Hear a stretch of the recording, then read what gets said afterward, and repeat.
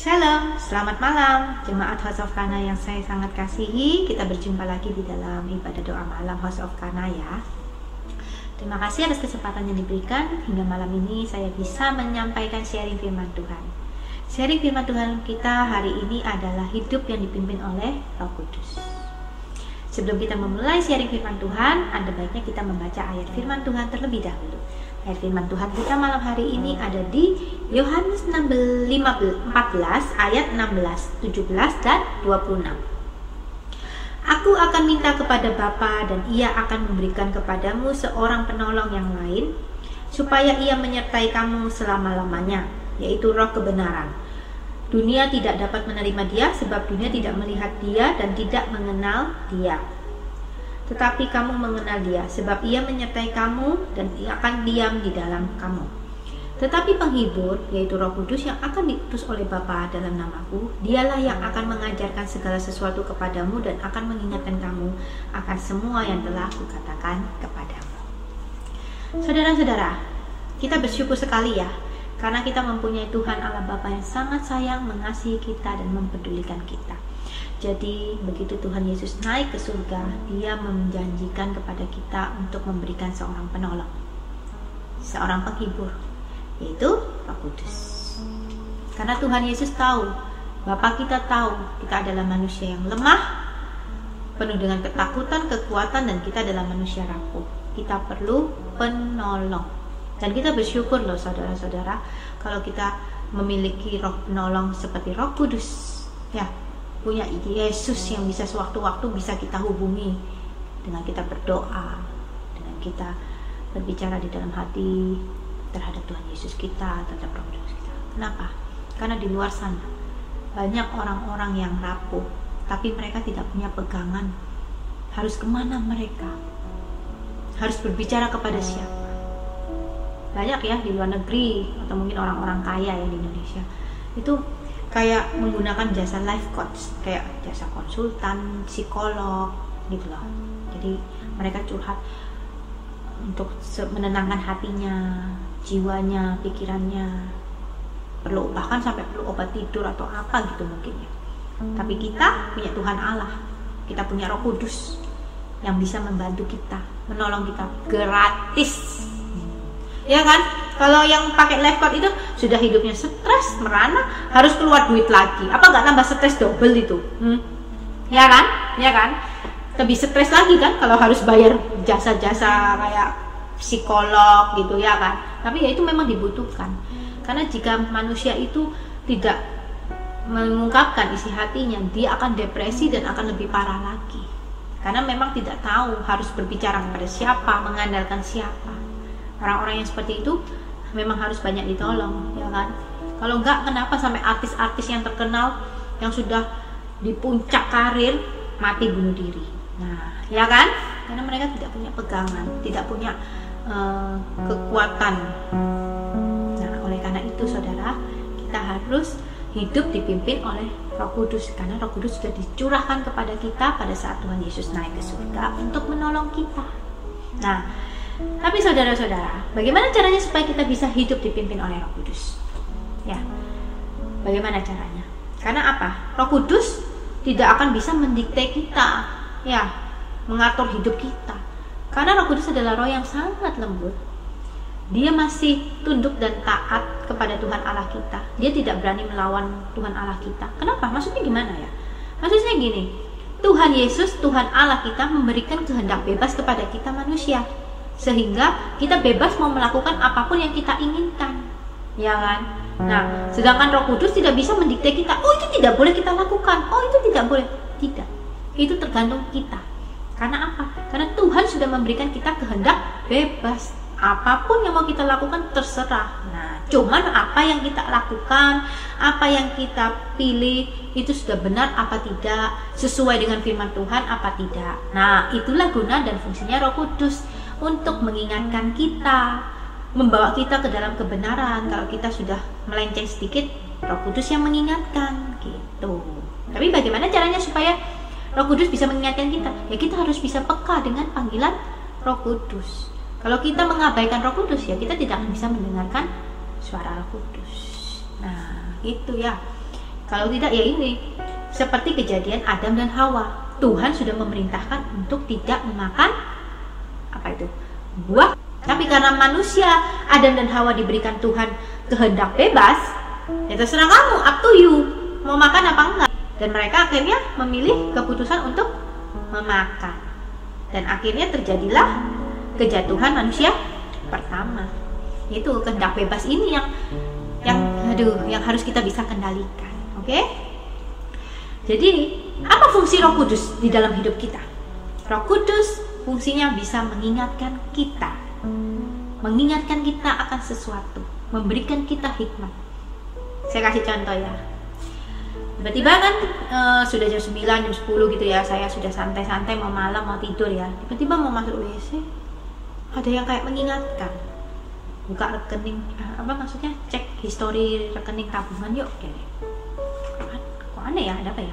Udah, rekening saya kan lumayan gitu ya. Maksudnya ada rekening saya, suami gitu ya, rekening dari bank A, bank B, bank C gitu kan.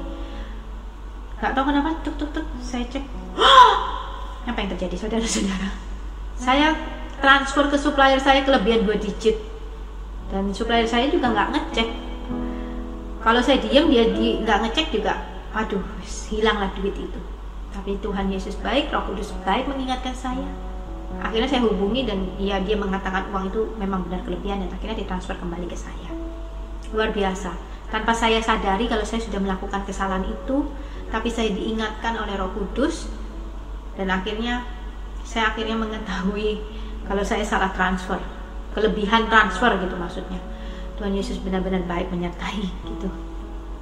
Tuh. Jadi Roh Kudus bisa mengingatkan kita, tiba-tiba ada yang ngingatin gitu. Makanya kita harus peka terhadap panggilan Roh Kudus ya. Bagaimana caranya supaya bisa peka terhadap panggilan Roh Kudus? Nanti saya akan bahas di akhir cerita ya. Nah, fungsi Roh Kudus lagi bisa yaitu mengajak kita, membawa kita kepada kebenaran. Kebenaran yang kayak apa? Nah, yaitu kadang kan kita baca Alkitab itu ya gak paham gitu. Tapi kalau kita berdoa minta pimpinan Roh Kudus, akhirnya baca itu bisa mengerti gitu loh. Ada hikmat Tuhan yang Tuhan berikan di dalam ayat Alkitab ini. Jadi di dalam firman Tuhan itu kan kita harus hidup di dalam kebenaran. Tidak boleh berdusta, berzina, ya kan? Nah, berdusta itu salah satunya yaitu contohnya jujur. Ya, kita tuh harus hidup jujur. Apa itu bohong-bohong putih? Nggak ada juga itu istilahnya bohong-bohong putih di Alkitab. Bohong-bohong putih itu apa sih? Bohong-bohong demi kebaikan katanya. Namanya bohong, sekali bohong tetap bohong. Dan kita juga tidak boleh bohong ya. Kenapa? Kalau kita sekali bohong, itu pasti bohong itu akan berkelanjutan. Gak percaya? Misal seperti ini, janjian ya sama teman kita gitu, misal mau ke Galaxy Mall. Oke. Ternyata kita molor. Dia telepon, di mana? Sis Lydia, ini aku sudah di depan, ini lagi cari parkir. Oh oke, aku tunggu ya. Ya. Terus akhirnya ternyata aku masih baru buka pagar, butuh waktu 10 menit lagi ke Galaxy Mall, ya kan?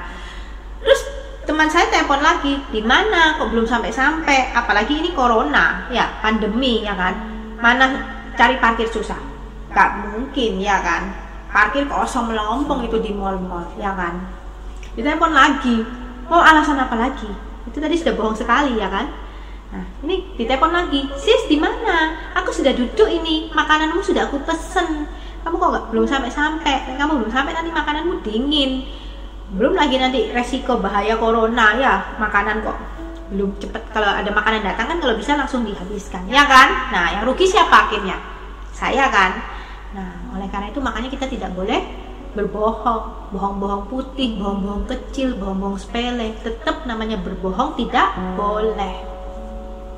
Ya, kita itu harus jujur. Nah, ini saya ada kesaksian lagi ya, jujur. Baik di dalam pekerjaan, di dalam kehidupan sehari-hari, kita harus tetap jujur. Supplier saya ngirimin barang kelebihan. Ya, akhirnya saya ngomong kalau saya terima barang tuh kelebihan 2 gitu ibaratnya, ya kan. Dan ternyata nggak lama kemudian dia juga ngaku, saya kelebihan transfer. ini suppliernya yang lain lagi. Ya memang saya ini suka sering salah-salah transfer gitu loh, suka kelebihan kalau transfer gitu loh. Nah, tapi untunglah saya punya Roh Kudus yang selalu bisa mengingatkan saya. Yaitu akhirnya apa? Di saat kita berbuat kebaikan, di saat kita berbuat kejujuran, pasti akan ada tuaian yang baik, ya kan? Gitu. Jadi begitu saya jujur ada kelebihan barang, dia juga jujur kalau saya kelebihan transfer. Jadi hidup di dalam kebenaran itu tidaklah rugi gitu loh. Kalau saya nggak jujur aja lumayan dapat 2 itu, duitnya berapa, tapi tidak ya. Soalnya hidup di dalam kebenaran itu sungguh sangatlah menyenangkan hati Tuhan. Nah, oleh karena itu bagaimana caranya supaya Roh Kudus itu bisa masuk di dalam hidup kita, memimpin hidup kita, ya kan? Karena seperti yang saya bilang tadi, kita ini manusia masih memiliki kehendak bebas, ya kan? Roh Kudus tidak bisa mendikte kita harus hidup seperti ini, nggak bisa. Itu semua tergantung dari kita. Yaitu caranya bagaimana? Kita mengizinkan Roh Kudus untuk masuk ke hidup kita. Kita membuka hati kita, Roh Kudus masuk dan berdiam di dalam hidup kita. Karena tubuh kita ini adalah apa? Bait Roh Kudus, ya kan? Tempat Roh Kudus tinggal, ya kan? Nah, jadi ibaratnya seperti ini ya. Kayak kita pergi undangan kawin. Kalau undangan kawin kan kita dapat undangan dulu, ya kan? Dapat undangan kawin. Oke? Diundang kan? Nah, kita datang kan ke tempat pesta itu di rumah misalnya, di rumahnya si A gitu kan. Terus kalau si A ini nggak buka pintu, walaupun kita sudah diundang, sudah dapat undangan, kalau dia tidak buka pintu, apa kita bisa masuk ke dalam rumah itu? Nggak bisa kan? Nggak bisa masuk kan? Nah, begitu pula dengan Roh Kudus. Ya Tuhan, ya Roh Kudus, aku mau dipimpin oleh kamu. Aku mau dipimpin, ya, mau hidupku dipimpin oleh Roh Kudus.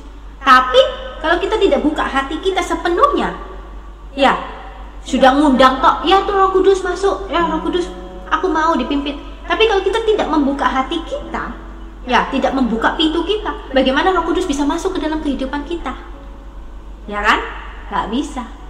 Jadi bagaimana caranya supaya kita bisa hidup dipimpin oleh Roh Kudus? Yang pertama, kita undang dia untuk masuk ke dalam hidup kita, dan kita buka hati untuk menyerahkan hidup kita sepenuhnya, dan Roh Kudus memimpin kita.